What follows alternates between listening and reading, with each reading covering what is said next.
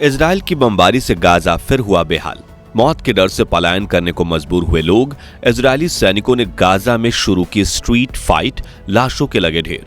Saudi में फिर उठी मुस्लिम देशों की एकजुट होने की मांग। जी हां दोस्तों, इजराइल हमास के बीच चल रहे युद्ध ने अब और भी ज्यादा भीषण रूप ले लिया है। जहां पहले इस लड़ाई में गाजा पर सिर्फ आसमान से हमला किया जा रहा था, वहीं अब यह जंग जमीन पर भी उतर आई है और इजराइल के सैनिक किसी वीडियो गेम की तरह लोगों को अपनी गोलियों का निशाना बना रहे हैं। इजराइल के ये खूंखार सिपाही अलग अलग ग्रुपों में बंटकर गाजा के अलग अलग हिस्सों में रेड मार रहे हैं और जहां कहीं उन्हें किसी व्यक्ति के हमास के साथ जुड़े होने का शक होता है, ये उसी पल उसको गोली मारकर मौत की नींद सुला देते हैं।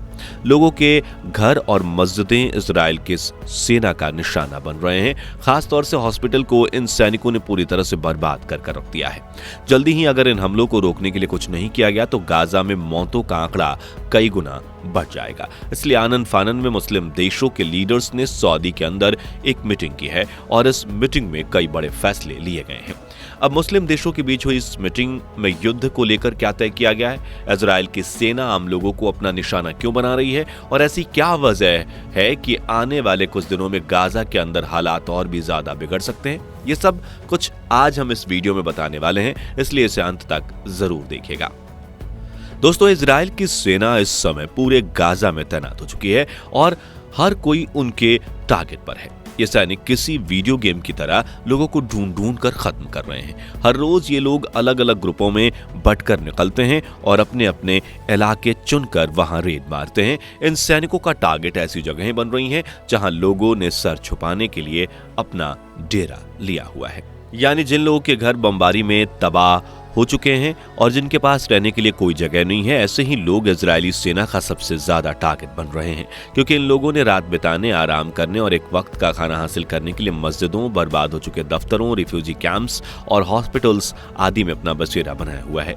अब इजराइल के सैनिकों को जैसे इस तरह के किसी बसेरे के बारे में पता चलता है तो वो तुरंत ही वहां रेड मारने पहुंच जाते हैं और फिर जो भी उनके हत्थे चढ़ता है उसको वो मौत की नींद सुला देते हैं। इसके अलावा इजराइल ने कुछ दिनों से बमबारी को भी काफी ज्यादा बढ़ा दिया है और इजरायली हवाई सेना हर रोज किसी न किसी इलाके को तबाह करती हुई दिखाई दे रही है। यानी आप क्रोनोलॉजी समझिए, पहले हवाई सेना लोगों के घरों पर बम गिराकर उन्हें अनाथ, बेसहारा और बेघर कर देती है और जब ये लोग मजबूरी में किसी रिफ्यूजी कैंप या दूसरे किसी समूह का हिस्सा बनते तो जमीनी सेना वहां रेड मारती है। अब आपके मन में यह सवाल जरूर उठ रहा होगा कि इजरायली सेना इन बेगुनाह फिलिस्तीनियों को क्यों मार रही है। तो आपको बता दें कि इजराइल की नजर में उन्होंने अभी तक जितने भी लोगों को मारा है वो सभी हमास के लड़ाके हैं। दरअसल लगातार की जाने वाली एयर स्ट्राइक, अब जमीनी रेड्स को लेकर इजराइल का यह कहना है कि जहां भी उन्हें इंटेलिजेंस या अपने दूसरे किसी तरह के सूत्रों के जरिए खबर मिलती है कि उस जगह पर हमास के लड़ाके छुपे हुए हैं, वहीं पर यह हमला करते हैं। और इजरायली आला कमान ने अपने सैनिकों को इस चीज की पूरी पावर दी हुई है कि जिस भी जगह उन्हें हमास के अड्डा होने का शक हो, वो हमास का अड्डा हो सकता है, उसे वो बिना सोचे समझे तबाह कर सकते हैं। साथ ही लोगों के बारे में भी उन्हें यही इंस्ट्रक्शंस मिले हुए हैं कि अगर उन्हें लगे कि सामने वाला इंसान हमास से मिला हुआ है और हो सकता है कि वो मिला हो, तो उसको वहीं उसी समय मौत के घाट उतार सकते हैं और उनसे कोई सवाल नहीं पूछा जाएगा।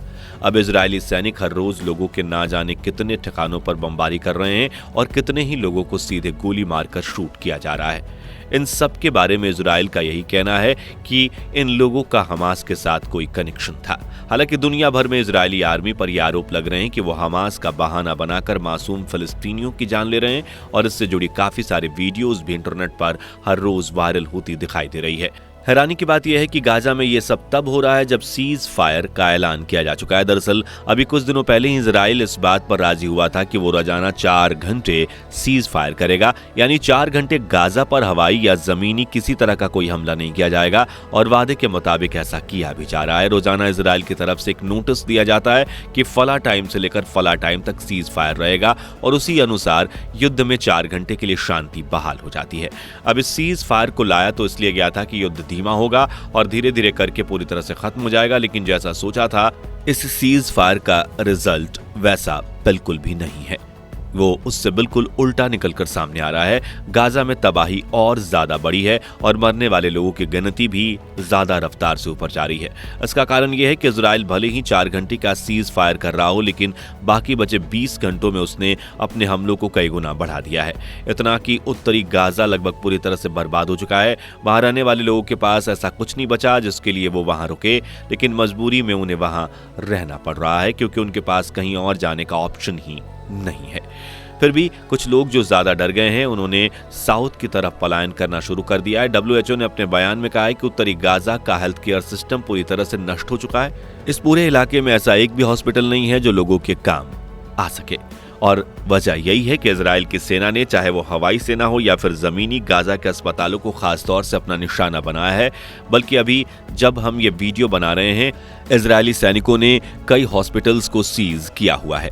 इजराइल के ये सैनिक अस्पतालों तक खाना, पानी, दवाइयां और फ्यूल वगैरह नहीं पहुंचने दे रहे हैं। अस्पताल के अंदर जितनी भी सप्लाई मौजूद है वो किसी तरह उस पर ही गुजारा कर रहे हैं। इन अस्पतालों के डॉक्टर्स ने बयान देकर बताया है कि दवा की कमी के चलते वो बिना एनेस्थीसिया का ऑपरेशन व सर्जरी करने पर मजबूर हैं। नए जन्मे बच्चे को इनक्यूबेटर्स में रखने के लिए जनरेटर में फ्यूल नहीं है और चीनी व सिरके का मिश्रण तैयार करके उससे लोगों के घावों पर पट्टियां बांधी जा रही हैं। इतना ही नहीं, कुछ अस्पतालों को तो इजरायली स्नाइपर्स ने घेर रखा है और अंदर मौजूद लोगों को वार्निंग दे दी गई है कि अगर कोई भी हिलती डुलती चीज दिखाई दी तो उसी पल गोली मार दी जाएगी। असल में इजरायली सैनिकों को अपने सूत्रों से खबर मिली है कि इन हॉस्पिटल्स में हमास के लड़ाके छिपे हुए हैं, इसलिए वो पूरे हॉस्पिटल को ही अपना निशाना बना रहे हैं।